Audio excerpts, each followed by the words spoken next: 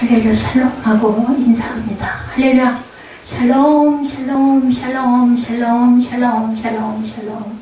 하나님 사랑합니다. 여러분 주 안에서 사랑합니다. 오늘 아이성 전투죠. 올라가라고 말씀을 합니다. 하나님이 저희들에게 올라가라, 걱정하지 말고 놀라지 말고 누가 내가 너와 함께 하겠다고 그러시죠. 자, 8장 1절이죠. 여호와께서 여호수아에게 이르시되 두려워하지 말라, 놀라지 말라. 군사를 다 거느리고 일어나 아이로 올라가라. 아이가 아이 성이에요. 아이가 아니라. 그러나 내가 아이 왕과 그의 백성과 그의 성읍과 그의 땅을 내 손에 넘겨주었으니 라고 말씀합니다. 하나님께서 저와 여러분에게 이러한 축복을 주셨다는 것을 믿으시기를 주님의 이름으로 축복합니다. 우리 그리스도인들에게 특별한 은혜가 주어져 있어요. 각자에게 각자의 분량만큼, 그리고 또한 원하고 구하는 만큼, 입과 손을 벌리는 만큼 주시죠. 그 은혜는 모든 것이 합력하여 선을 이루시는 은혜입니다. 실패도 가난도 질병도 이별도 우리에게 나중에 보면 합력하여서 선을 이루십니다. 주한장로교회 그 나경일 목사님 이야기가 올라와 있어서 여러분들에게 전합니다. 아마 그 꽤 오래됐던 이야기인 것 같아요. 초대형 교회로 굉장히 크게 성장시키신 분인데, 이분이 주한장로교회로 부임하셔서 사역을 하시다가 그만 너무 무리를 하셔가지고 암에 걸리셨어요. 간암이 걸리셔서 3기였다고 합니다. 도저히 수술도 할 수 없는 단계여가지고, 그것도 지금 요즘이 아니고 좀 그 시간이 경과했죠. 왜냐하면 그 교회가 엄청나게 크게 부흥을 했기 때문에. 그래서 정말 살 수가 없고 거의 다 죽는다, 100% 죽는다라고 얘기를 했다고 그래요. 인간적으로는 정말 절망적인 상황인데 그 절망을 하나님이 합력하여 선을 이룬 사건. 이게 자주 일어나면 참 좋겠는데 하나님께서 특별한 은혜를 갖고 계신 분, 또 하나님이 그 간절한 기도를 들으셔서 이루어지는 일들이, 그러니까 기적이라고 얘기하죠. 그래서 할 수 있거든요. 무슨 말이냐, 마가복음 9장 23절 말씀이죠. 이 말씀을 붙들고 계속 아주 죽기 살기로 매달려 기도를 했다고 합니다. 그랬더니 어느 날인가 배가 너무너무 아파가지고 화장실을 거의 한 12번을 왔다 갔다 했는데 피를 그냥 그렇게 아주 강같이 쏟았다고 그래요. 그래서 거기에 이 암덩어리들이 모두 빠져나가는 놀라운 사건이 일어나고 나서는 그 목사님에게 엄청난 능력이 생겨서 치유의 은사, 예언의 은사 이런 능력이 생기다 보니까 성도들이 교회로 몰려들고 해서 7만 명이라는 엄청난 성도들이 출석하는 초대형 교회가 되었다고 합니다. 이 목사님이 간암이라는 질병에 절망하거나 낙심을 하거나 했더라면은 하나님께서 아무리 이 종에게 뭔가를 주시려고 해도 주시지 않았겠죠. 어땠기 때문에 믿는 자에게는 능치 못함이 없다라는 말씀을 붙들고 붙잡고 기도했기 때문입니다. 성경은 하나님의 말씀으로 신앙생활하는 저와 여러분에게 교훈과 책망함과 바르게 함과 의로 교육하기에 유익한 내용으로 가득 차 있습니다. 그런데 성경을 읽다 보면 이상한 것을 발견하게 됩니다. 이상스럽게 성경에는 전쟁 이야기가 구약에 특히 많이 나와 있죠. 특히 여호수아에는 다른 책들보다 많은 전쟁에 관한 내용, 왜냐하면 가나안을 정복해야 되는 사명이 여호수아에게 주어졌기 때문이죠. 가나안을 정복하려면 거기에 있는 많은 성들을 점령해야 되기 때문에 전부 다 전쟁 얘기들이 굉장히 많습니다. 특히 여호수아에서는 이렇게 많은 이유가, 전쟁 이야기가 많이 나오는 이유는, 그러면 우리에게 지금 오늘날 우리에게 전쟁도 없는 이 땅에 뭐 하는데 이렇게 우리가 여호수아를 계속 읽고 갈까 한번 생각해 봅니다. 신앙생활은 여러분들 아시겠지만 영적 전쟁이죠. 우리 인생에는 보이지 않는 영적 전쟁이 계속된다는 것을 보여주시려는 목적을 갖고 있다. 제가 9시 예배에서 아이들에게 그런 얘기를 했어요. 우리에게 위험과 두려움이 느껴질 때가 언제냐라는 것을 제가 예지와 사무엘에게 질문을 각각 했습니다. 밤바다에 예수님께서 막 무리로 깜깜한 밤에 걸어오시는 걸 보고 유령이 나타났다고 제자들이 배를 재워서 가다가 말고 놀래가지고 두려워하죠. 그랬을 때 예수님이 나다 너희들 두려워하지 말아라 그러자 베드로가 한술 더 떠서 그 주님이시거든 나를 무리로 걸어오게 하소서. 사건 여러분들 아실 거예요. 그랬더니 이리 와라 그랬더니 걸어 딱 더 내려갔는데 그만 풍랑이 밤바다에 요동치는 걸 보고 너무 놀란 거예요. 죽을 것 같았죠. 물에 빠져서. 영적인 씨름과 싸움이 바로 여기에 있습니다. 저희들은 저와 여러분은 베드로만한 믿음도 저는 없습니다. 아마 밤바다에서 그렇게 예수님이 물에 전봉전봉 걸어오면 아이고 유령인가 봐 귀신인가 봐 했다가 놀랬다가 아이고 다행이다 거기까지는 할 것 같아요. 저는. 근데 저를 오라 그러세요. 그리고 그 밤바다에 다리를 탁 내밀지는 못할 것 같은데 베드로는 인류 최초로 무리를 거는 사람이다 이런 이야기가 있을 정도로 무리를 어쨌든 몇 발이라도 걸었어요. 믿음 가지고. 이렇게 영적 전쟁터 속에서 우리는 살아갑니다. 그런데 그것을 알지를 못해요. 예지는 안다고 대답을 하더라고요. 이제는 네가 갈 길을 좀 어느 정도 눈에 보이니? 그랬더니 그렇다고 아주 자신있게 대답을 하더라고요. 근데 그 과정 속에서 두려움이 가끔 올 때가 있니 없니 물어봤더니 뭔가 내가 자신이 없을 때 그런 게 뭔가 발제를 해야 되거나 할 때 두렵습니다. 맞죠? 우리가 자신 없을 때 두렵습니다.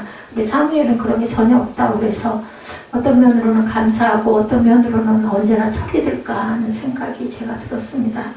자, 에베소서 6장 12절이죠. 우리의 씨름은 이렇게 혈과 육을 상대하는 것이 아니죠. 통치자들과 권세들과 그 어둠의 세상 주관자들과 하늘에 있는 악한 영들을 우리가 상대해야 됩니다. 근데 그게 눈에 보이면 얼마나 좋겠어요. 누구나 그죠? 점령하거나 피해서 갈 수가 있을 텐데 그것이 보이질 않는 게 문제입니다.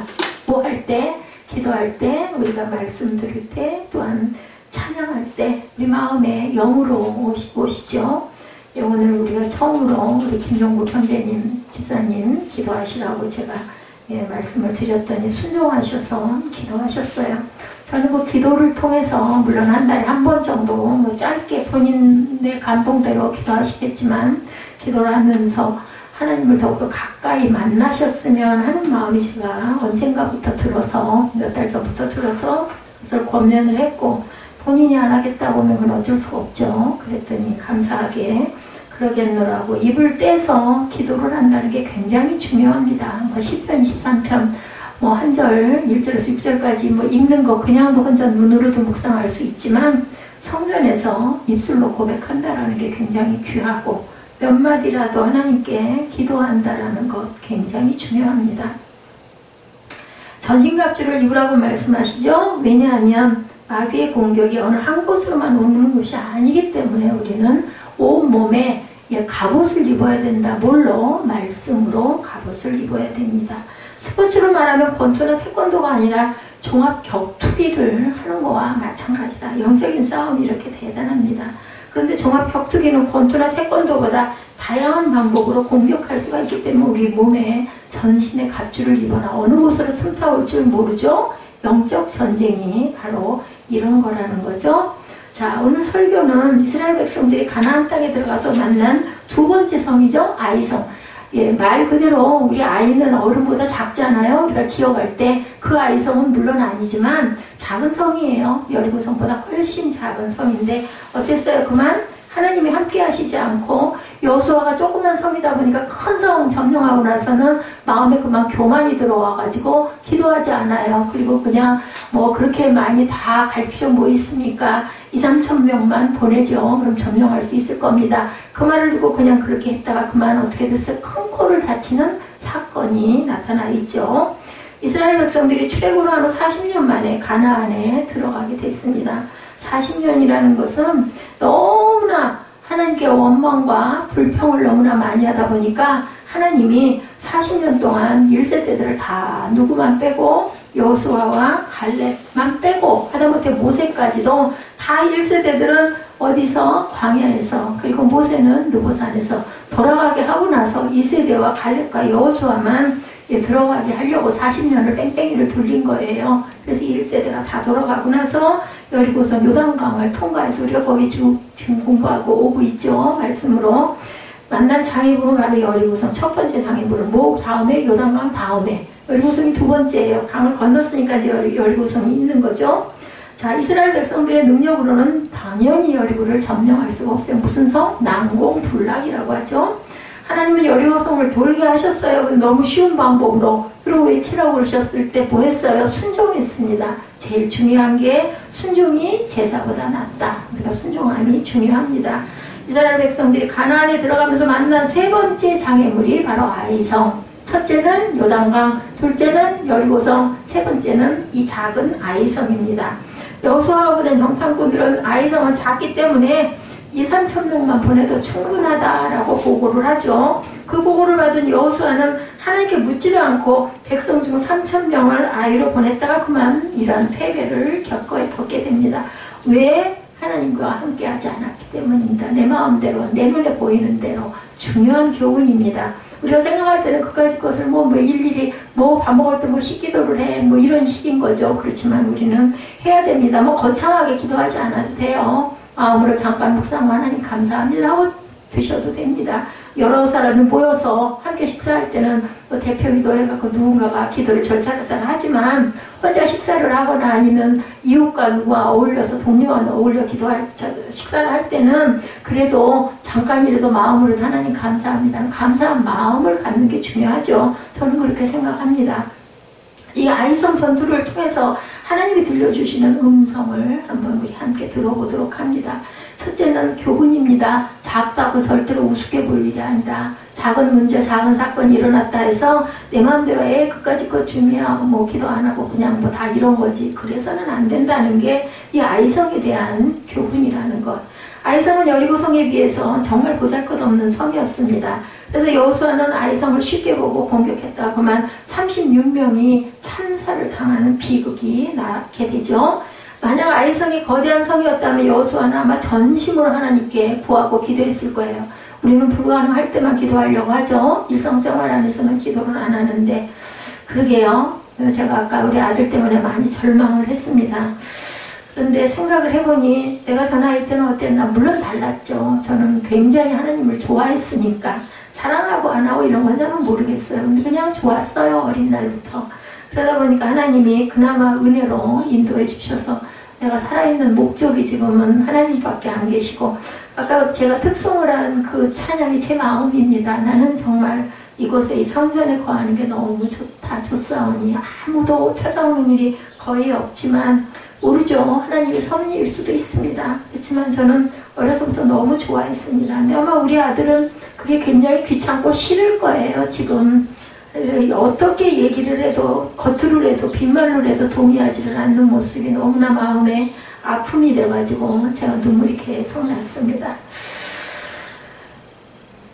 그래서 우리가 성경을 통해서 숫자가 적다든지 문제가 작다든지 능력이 부족하든지 이런 것 가지고 우습게 볼 일이 아니다. 아이가 그럴 수 있죠. 이제 중학교 2학년 3학년 지금 한참 물불 모를 때인데 그냥 그러면 안 되는데 또 여자아이하고 남자아이는 굉장한 차이가 많고 또한 그 철이 드는 것도 좀 다르기도 하죠. 그런데도 어떻게 저럴까 하는 생각이 참 많이 듭니다. 누가 이스라엘이 블레셋과 전쟁을 할 때 약 3m의 키가 되는 골리앗을 소년 다윗이 이기리라고는 아무도 생각 못했어요. 있을 수 없는 일이 일어나죠. 그래서 기적인데 백성들보다 머리 하나 큰 사울도 못했습니다. 이스라엘의 유명한 장술도 못했던 일을 소년 다윗이 뭐하는 애의 목동 아이입니다. 그 가족에 그 아이들이 8명이 있었는데 제일 마지막 막내에다가 표현에 의하면 가장 조그맣고 왜소하고 못생겨서 아버지가 아들 집에 잘 넣지도 않는 그런 아들이었는데 그만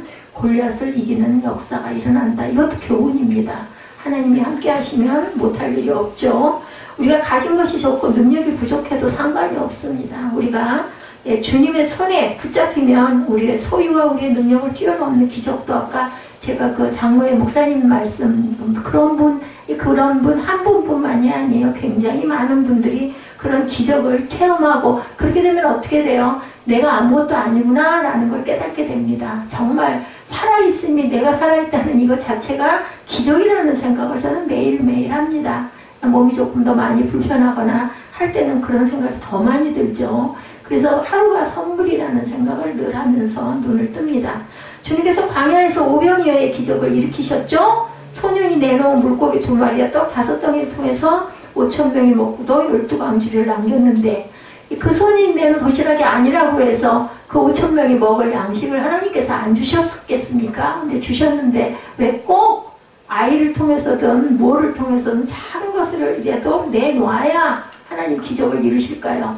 요단강 강물에 발을 담궜을 때 기적이 일어나고 홍해의 지팡이를 믿음으로 밀어 넣었을 때, 손을 들었을 때 기적이 일어납니다. 아이가 도시락을 내놨을 때 기적은 일어납니다. 하나님께서는 우리에게 뭔가를 받기를 원하세요. 뭘 받기를 원하실까요? 마음 받기를 원하십니다. 예, 제가 아이에게도 그 얘기를 했습니다. 감사하는 마음을 가져야 된다. 네가 누리고 있고 네가 좋아하는 모든 것들이 하나님께서 주셨다는 것을 눈에 보이지는 않지만 믿고 감사할 줄 알아라. 그래서 주일 예배는 중요한 거고 예배 오는 거를 싫어하거나 귀찮아하면 안 된다는 얘기를 했는데 전혀 말이 먹히지를 않더라고요. 우리가 가진 것이 적어도 상관이 없습니다. 그것을 가지고 감사할 때 하나님께서는 영광을 받으시죠. 어떤 사람이 어떤 글에 책에 나온 내용인데 어마어마한 자동차 같으면 제가 이해를 하겠어요. 시계 하나가 6억 5천만 원짜리 시계가 있다고 합니다. 근데 그 6억 5천만 원짜리 시계를 어떻게 차거나 다닐 수 있을까? 예, 저도 귀금속을 가져와서 아는데 우리 이미테이션 같은 경우는 그냥 빼가지고 놔두고 깜빡 잊어버렸을 때는 어머 놔두면 잊어버렸는데 하면 그만인데 다이아몬드 반지 뭐 몇백만 원 나가는 거를 만약에 갖고 있다가 어디다 빼놓으면 신경 쓰이지 않아요? 그런데 6억 5천만 원짜리 시계를 그걸 어떻게 차거나 다녔을까 싶다는 거죠. 자, 집에 놓고 다닐 수가 없어요. 네, 어떤 그 목사님이 개척교회에서 처음으로 사례비를 60만 원을 받았는데 옛날 얘기입니다. 그 돈을 두고 외출을 못 하겠더라네요. 너무나 그게 귀하고 너무 커가지고, 그죠? 6억 5천만 원짜리 시계집에 두고 외출할 수가 없죠? 차고 다녀도 풀어놔도 아마 그게 불안하고 걱정스러울 것 같아요. 자, 내가 가진 것이 적은 것도 어떻게 생각하면 감사할 줄 알아야 된다. 하나님께서 갈대와 우르에 있던 아브라함 한 사람을 부르실 때 혈혈단신이었죠? 그는 의지할 사람도 없고 홀몸으로 하나님의 부르심에 순종을 합니다. 근데 하나님은 그를 통해서 12지파를 야곱을 통해서 이루게 하시죠. 내가 하늘의 별만큼 땅의 모래만큼 너를 창대하게 하겠다고 약속을 하셨어요. 근데 약속을 하시고 나서 달랑 주신 게 아니죠. 수많은 세월을 통해서 연단을 하시고, 그죠? 여러 가지 고난을 통해서 또 가라는 대로 얼른 안 갔어요. 중간에서 하나님 머물고 여러 가지 중간 참을 많이 하다가 결국은 가서 나중에 간 곳이 가나안 땅을 결국 가게 하셨잖아요. 오늘 본문이 그 본문이죠. 그래서 이스라엘 민족이 온전하게 만들어지게 되신 역사, 그 긴 세월을 통해서 온 세상에 있는 믿음의 사람들의 아버지가 되게 하셨어요. 지극히 적은 한 사람을 통해서 한 민족을 이루시는 것이 바로 하나님의 역사다. 아까 우리 9시 영상에서 봤죠? 다니엘이 어떻게 해서 그 페르시아의 많은 왕들을 감동시켜가지고 예루살렘 성전을 재건하게 하고 해방을 받게 해서 돌아가게 하는 역사를 이르게 해서 고레스 왕이 강령을 반포하는 사건이 일어나는 것이 기록에 지금도 내려오고 있고 적혀 있습니다. 이거는 그냥 하나의 역사가 아니에요. 고사가 아니고 실제로 일어났던 일입니다. 주님의 제자들을 묵상하면 정말 소망이 생깁니다. 구약에 나온 새벽 예배를 통해서 저는 모르는 부분도 많아요. 그러면서 한 장 한 장 보고 가면서 정말 귀하다라는 생각을 많이 합니다. 그 당시에 별 볼 일 없는 사람들인데도 불구하고 예수님께서는 시골에 있는 시골 출신의 어부들이죠. 전부 다. 그죠? 갈릴리. 그런데 거기서 여러 가지 직업도 좋은 직업도 없어요. 어부에다가 그 시대에는 사람으로 여기지도 않던 세리에다가 이런 사람들 불러 모아가지고 제자를 삼으시죠. 그런데 그런 제자들을 주님이 부르시고 뭐 하셨어요? 훈련을 시키셨어요. 제자 훈련을 몇 년을? 3년 동안 훈련을 받았음에도 불구하고 베드로 같은 제자도 있었다는 거예요. 팔아먹었잖아요. 예, 자신의 스승이기도 하고 주님이시기도 한 그러한 그 예수님을 팔아먹은 가룟 유다도 있고 베드로처럼 부인한 베드로도 있습니다. 나는 그를 모른다. 그죠? 근데 바로 회개를 하죠. 자, 그들의 사역의 결과 로마가 복음 앞에 무릎을 꿇고 온 세계에 복음이 펼쳐지는 역사가 일어납니다. 이렇게 부족한 제자들이었는데 뭐가 임함으로? 성령이 임함으로 인해서. 제가 참 여러 가지로 마음속으로 기도를 하면서 생각을 합니다. 하나님께서 내게 주신 분량이 어디까지일까라는 생각을 합니다. 누구나 다 성전을 세우고 하나님께서 영을 주셔가지고 감동을 주셔가지고 성전을 세울 때는 다 생각할 때는 많은 사람들이 와서 감동을 받고 예배를 통해서 하나님의 나라를 깨닫게 하고 알게 할 수 있으리라고 생각을 하는데 아무도 모르죠. 결과가 어떻게 될지는. 그래서 작은 그 인생들인 제자들을 통해서 세계의 역사를 다르게 했던 예수님, 그리고 또한 이 한날을 통해서 여러분들과 제가 주일이면 이렇게 예배를 드리리라는 것을 제가 감히 30년 전에 생각을 했을까? 그러면 왜 우리 교회는 좀 외부에 있는 사람들도 좀 많이 오고 우리가 쉽게 얘기해서 세상적인 부흥을 좀 경험하고 얼마나 신날까인데 하나님께서는 또 그렇게 하시지를 않네요. 제 그릇이 적어서인지 아니면 하나님의 귀한 뜻이 있어서인지 그것을 또 뚫고 너희들이 온전한 신앙이 어떤 것인지를 깨달아 알아가라고인지 제가 언제까지나 이 자리에 서 있을지 찬양을 하는데 그런 생각이 들더라고요. 우리 사무엘이 그 특송하는 게 길다고 제가 그 마음이 와서 그 찬양을 그 3391번을 써가지고 출판에다가 찾아보고 제가 쓴 거예요. 그랬더니 길어 그러면서 싫은 거죠. 마음속으로 제가 그 찬양을 하면서 네가 나하고 이렇게 찬양할 날들이 얼마나 있을 줄 너는 아느냐 하는 생각이 들었습니다. 우리는 몰라요. 귀한 거를 있을 때는 모르고 떠나고 나면 저도 저희 어머니 떠나가시고 나서 지금도 수십 년이 흘렀고 저도 이제 돌아갈 때가 가까워 가는데도 저는 지금도 어머니가 굉장히 그립습니다. 어머님이 저를 야단을 치시고 화를 내시고 소리를 지르시고 때려주는 모습이 제일 많이 떠올라요. 왜 그런 모습이 맛있는 거 사주고 이쁜 옷 사주는 게 떠오르는 게 아니라 저를 막 나무라시고 화를 내시는 모습이 제일 떠오르고 그 모습이 그립습니다. 근데 아무리 제 아들에게 그런 얘기를 해도 우리 아들은 그걸 아마 모를 거예요. 근데 제가 떠나고 나면 아마 문득문득 생각이 날 것 같아요. 그래서 하나님께서 내게 맡긴 일이 아주 하찮고 작은 일이라도 우리는 항상 감사할 줄 알아야 된다. 제가 몸이 아프기 전까지는 그런 생각은 못했어요. 몸이 아프고 나니까 아침에 일어나는 게 기적이라고 느껴지고 뭔가가 잘 안 될 때 뭐 하나를 하고 나서도 와, 정말 기적 같은 일이다라는 생각을 많이 합니다. 마태복음 25장에 보면 달란트 비유 여러분들 너무 잘 아시죠? 주인이 타국에 가면서 종들을 불러서 각각 재능대로 한 사람에게는 5달란트, 한 사람에게는 2달란트, 어떤 종에게는 1달란트를 주고 떠나죠. 5달란트 받은 사람과 2달란트 받은 사람은 즉시 장사를 해서 주인 돌아올 때 불렸어요. 그죠? 배로 불리고. 그런데 1달란트 받은 사람은 뭐 했어요? 땅에다 묻어두죠? 그랬다가 주인이 왔을 때 이거 잃어버릴까봐 여기다 뒀다가 드립니다. 라고 했다가 악한 종이라는 소리를 듣습니다. 작은 것을 받았다고 불평하고 달란트를 땅속에 노력도 하지 않고 묻어두었던 그러한 그 종은 아주 바깥 어두운 데로 쫓겨나서 거기서 슬피 울며 이를 갖게 될 거라고 계시록 3장 1절에 나오는 말씀이죠. 주인은 충성된 2사람에게는 잘했다고 얘기합니다. 뭐라고요? 충성된 종아 적은 일에 충성하였으면 내가 많은 것을 내가 맡겠다고 보고 말씀을 합니다. 저는 다른 거는 없어요. 제가 아까 그 찬양 도중에 한 2번 주저앉아가지고 마음속으로 기도하기를 내가 하려고 하니까 하나님 이렇죠. 하나님이 당연히 하실 거죠. 이렇게 우리는 적은 일에도 내가 주신 만큼의 최선을 다하다가 가면 되는 거죠. 그래서 하나님께서는 적은 일에 충성했으니 내가 너에게 큰 것을 주리라고 하면 칭찬하시리라고 있습니다.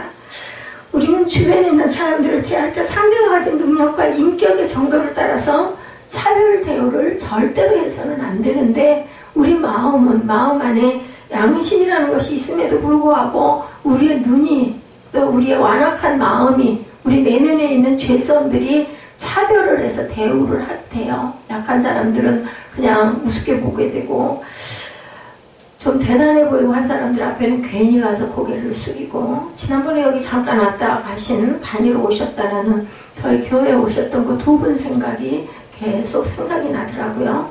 마음으로 기도를 합니다. 이름도 모르는데 왜냐하면 그 남자분이 아마 헌금을 넣고 그 여자분이 먼저 나가시고 남자분이 헌금을 넣고 나가셨는데 이제 나중에 자꾸 생각이 나는 거죠. 아마 펜이 없지 않았을까. 이름을 안 쓰고 그냥 나가신 거는 그 생각이 들고, 우리가 권해드릴 때 펜을 좀 앞으로는 하나씩 챙겨드려야겠다. 뭐 안 넣고 그냥 갈 수도 있고 안 쓰고 갈 수도 있겠지만. 그리고 또 한 번 생각을 한 게, 우리 교회가 개척교회라고 여겨졌으니까 이렇게 아내 봉투, 본인의 봉투에다가 헌금을 똑같은 금액을 이렇게 나눠서, 요즘에는 돈을 들고 다니시는 분이 많지가 않은데 1, 2만 원도 아닌 돈을 그렇게 나눠 들 때는 마음으로, 아마 남자분이 제가 보기에는 영이 충만하신 분이라고, 저는 얼굴도 뭐 제대로 뵙질 않아서 모르겠지만 그렇게 느껴졌습니다. 기도하는 소리를 들어보니까 기도 목소리가 잡혀있는 기도하시는 분이었고, 개척교회가 얼마나 안쓰럽게 보였으면 그게 마음이죠. 하나님의 그 사랑의 마음을 담고 가신 거예요. 그 돈이 중요한 게 아니라 담고 가신 그 마음이 한 번이라도 좀 더 오셨으면 좋겠다는 생각이 드는 거예요. 왜냐하면 그래도 말씀이라도 좀 전하고 같이 교제를 하고 가셨으면 좋을 걸 내가 빚을 졌구나 하는 생각이 너무 들더라고요. 교만인지는 모르지만 어찌됐든 간에 우리 교회를 보고 그래도 예배하고 적은 인원이 모여가지고 찬양하는 걸 보고 뭐 어떤 일정이 있어서이겠지만 예배를 끝까지 참석은 안 했지만 그래도 기도하는 마음으로 헌금을 심었다는 그것이 그렇게 크게 오랫동안 올 줄은 저는 몰랐습니다. 그냥 그래서 헌금함에 넣었는데 그냥 거기다가 메모를 해서 넣었어요. 왔다 가신 분이라고 날짜를 쓰고. 이런 마음이죠. 그 고아와 과부를 불쌍히 여기시고, 그리고 그 아주 가난한 여인이 두렙돈을 집어넣었을 때 예수님이 그걸 보시고 너무나 그 칭찬하셨던 그 마음인 것처럼 이웃을 사랑하는 마음, 또 하나님의 나라를 귀하게 여기는 그 마음이 제 마음에 오래오래 남았다라는 거죠. 금액의 문제가 아닙니다.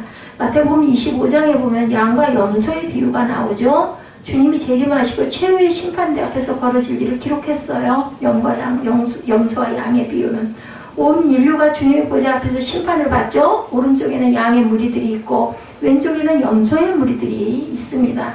양과 염소의 비유에서는 양의 무리에 서느냐 염소의 무리에 서느냐가 이 세상에서 지극히 작은 사람들을 어떻게 대하느냐로 결정이 됐다라는 거죠.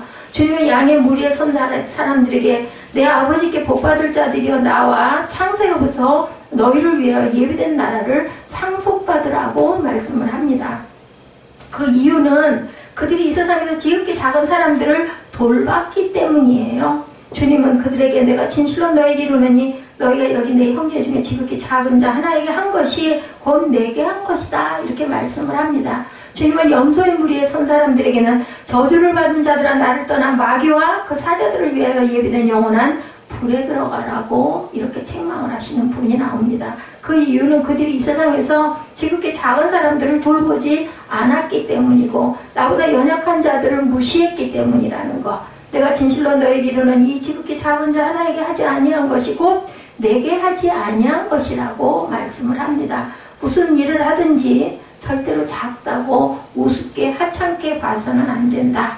큰 교회, 대단한 교회라고 막 아주 조심스럽게 고개를 숙이고 이렇게 조그마한 교회라고 해서 목사를 우습게 여기고 능멸하는 마음을 갖고 함부로 대하는 것은 하늘의 큰 죄와 벌이라는 것을 절대로 우리가 잊어버려서는 안 된다는 거죠.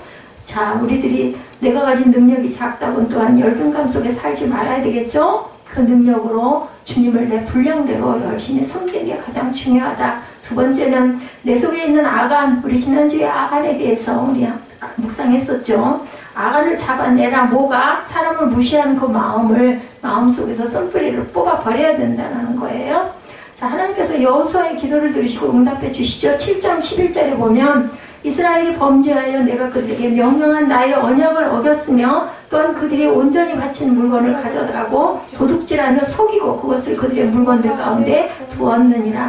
하나님께서는 절대로 너희들이 개인적으로 갖지 말라고 그랬는데 그걸 그만 속이고 훔쳤어요. 그죠? 욕심 때문에. 하나님께서는 이스라엘 백성들 중에 하나님의 것을 도둑질할 사람이 있다고 지적하셨어요.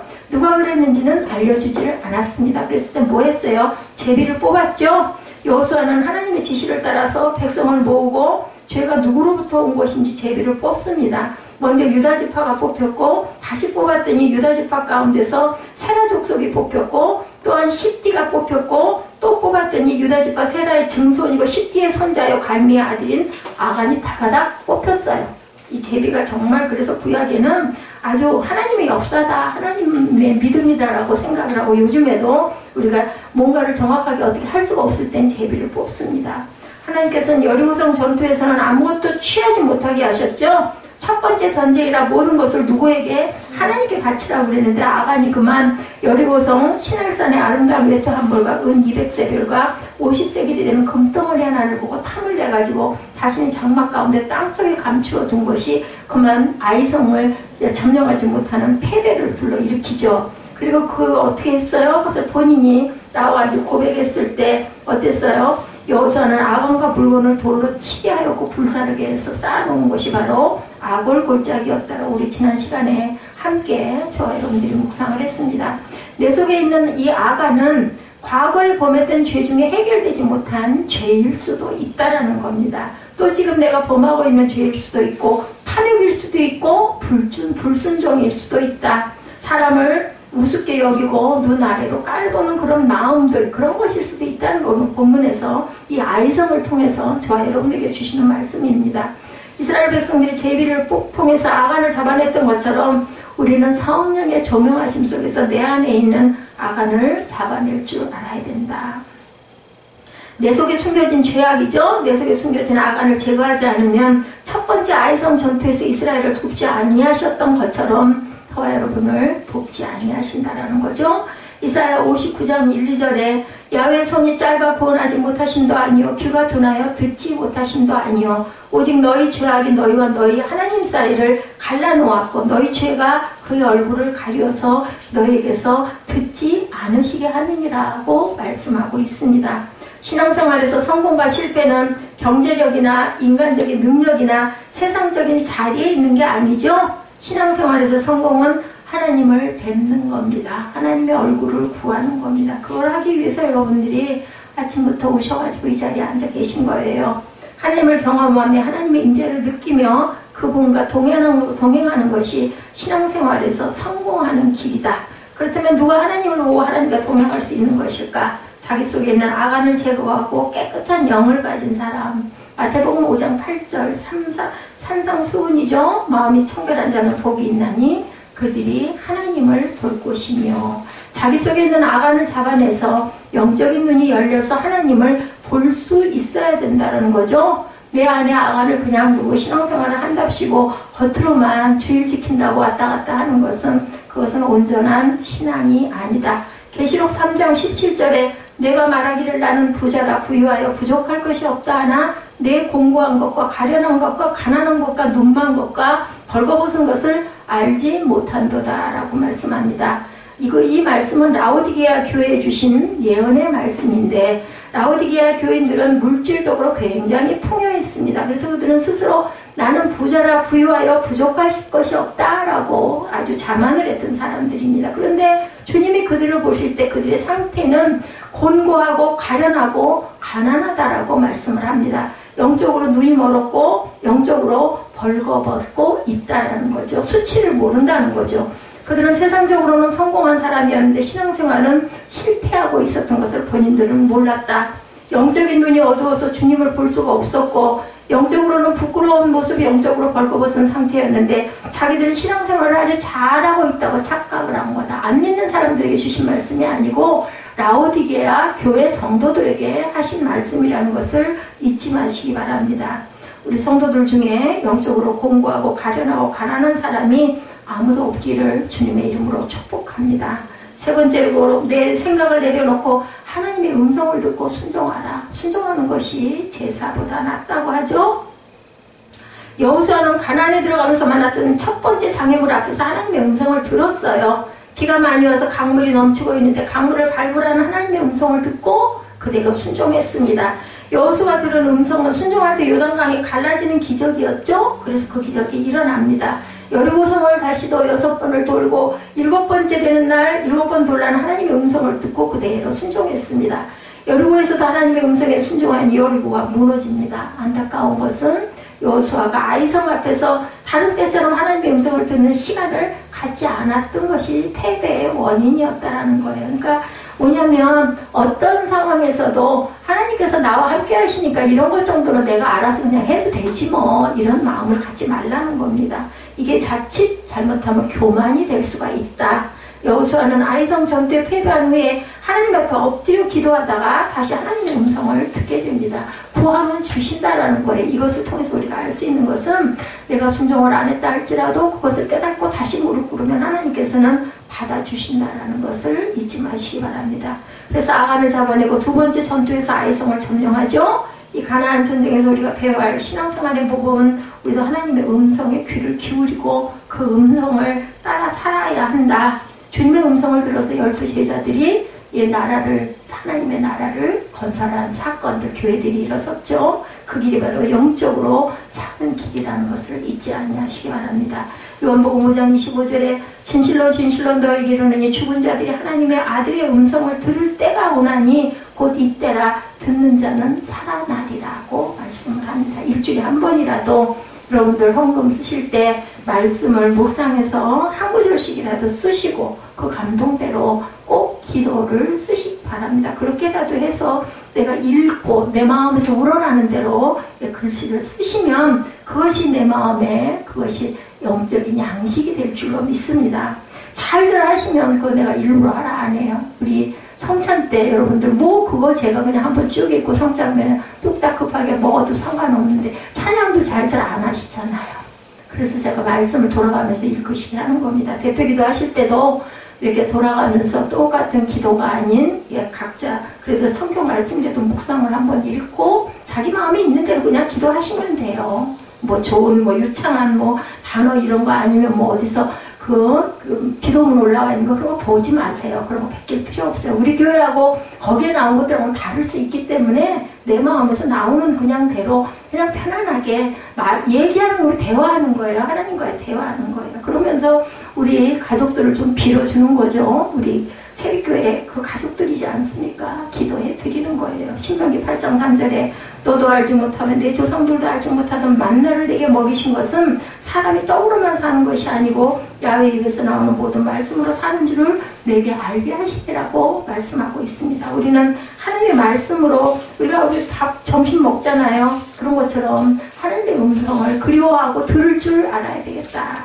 내가 스스로 잘 못할 때는 이렇게 물리적으로라도 이렇게라도 해서 일주일에 한 번이라도 예배 시간에는 깊이 집중하시기 바랍니다. 성령의 음성을 통해서 들려주시는 하나님의 음성을 듣고 순종할 줄 알 때 영적으로 승리하는 삶을 살게 된다. 신앙생활은 주체가 바뀝니다. 주님을 알기 전에 내가 주체가 되지만 주님을 알고 나서는 주님이 주인이 되시는 거예요. 주님이시잖아요. 그죠? 주인이 되시고 우리 가정의 호주가 되신다라고 얘기를 하죠. 주님의 음성을 듣는 것이 굉장히 중요합니다. 주님의 뜻을 행할 수 있기 때문이죠. 그렇다면 어떻게 해야 주님의 음성을 들을 수 있을까? 예, 그 답은 주님에게 묻는 거죠. 예, 주님은 눈에 보이지 않지만 우리가 물으면 성령으로 역사하셔서 감동으로 우리를 인도해 주신다라는 것.